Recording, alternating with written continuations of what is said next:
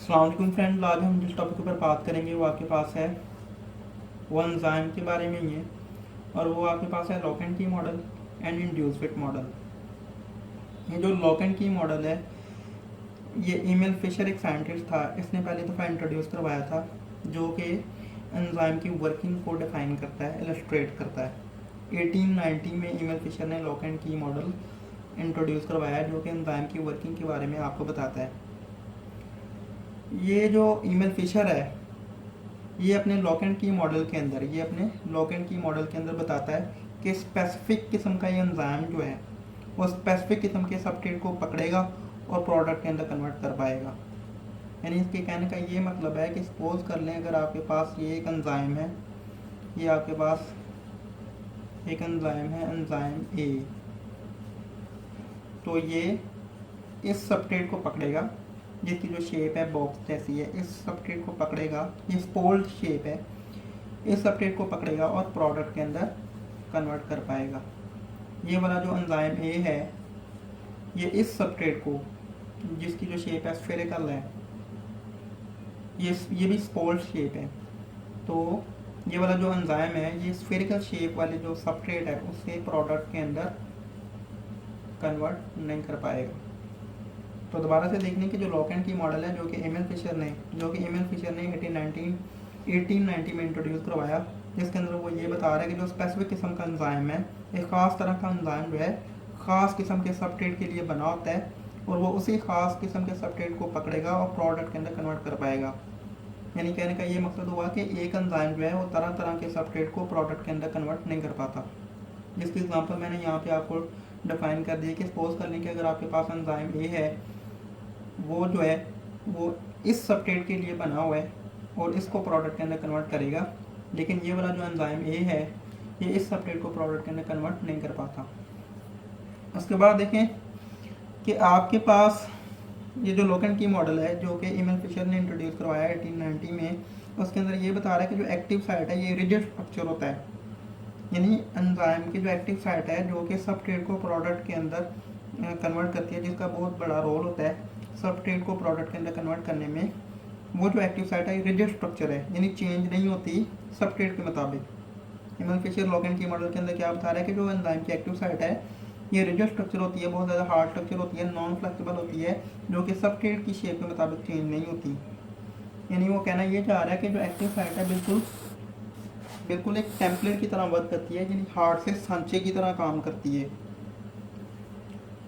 अब वो ये कहना चाह रहा है, इस लाइन के अंदर वो ये बताना चाह रहा है कि सपोज कर लें कि ये आपके पास एक एंजाइम है और ये जो है ये इसकी एक्टिव साइट है, ये इसकी क्या है, एक्टिव साइट।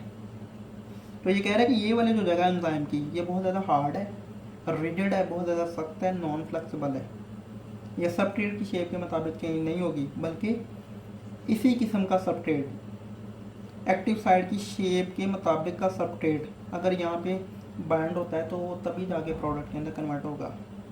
अगर यहाँ पे आप चाहें लॉक एंड की मॉडल के मुताबिक, अगर आप यहाँ पे ये वाला सबस्ट्रेट अटैच करने की कोशिश करें इस एक्टिव साइट के अंदर, तो वो नहीं अटैच होगा, क्योंकि लॉक एंड की मॉडल के मुताबिक एंजाइम की एक्टिव साइट की शेप और सबस्ट्रेट की जो शेप है वो क्या होनी चाहिए, सिमिलर होनी चाहिए, तभी आपके पास प्रोडक्ट बनेगी और केमिकल रिएक्शन जो है प्रोसीड कर पाएगा।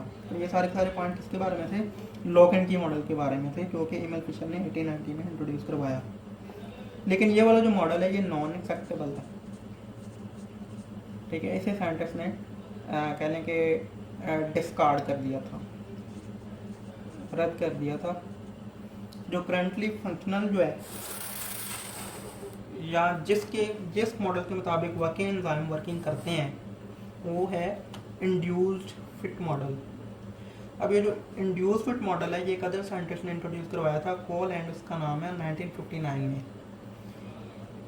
ये जो कोल एंड है, जिसने इंड्यूस्ड फिट मॉडल इंट्रोड्यूस करवाया 1959 में, ये भी एंजाइम की वर्किंग को डिफाइन करता है, इलस्ट्रेट करता है, उसकी वजाहत करता है। इसका कोल एंड के मुताबिक एंजाइम की जो एक्टिव साइट होती है वो नॉन रिजिड है, यानी हार्ड नहीं है, बिल्कुल फ्लेक्सिबल है। अब इस पॉइंट के अंदर सारी की सारी बात जो है वादा हो जाती है। यानी कोल एंड ये कहना चाह रहा है कि एंजाइम की जो एक्टिव साइट है, एंजाइम की जो एक्टिव साइट है वो सबस्ट्रेट की शेप के मुताबिक क्या हो जाएगी, चेंज हो जाएगी। सबस्ट्रेट को अपने साथ ज्वाइन करेगी, जैसा मर्जी सबस्ट्रेट होगा उसको ज्वाइन करेगी और प्रोडक्ट के अंदर कन्वर्ट कर देगी।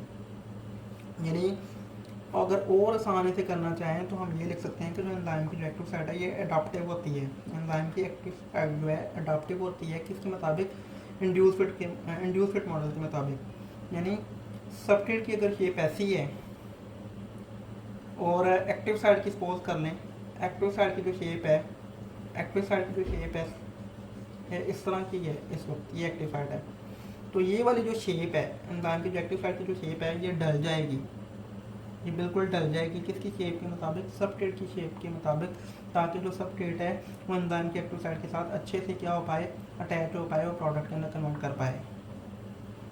ये है आपके पास इंड्यूस फिट मॉडल।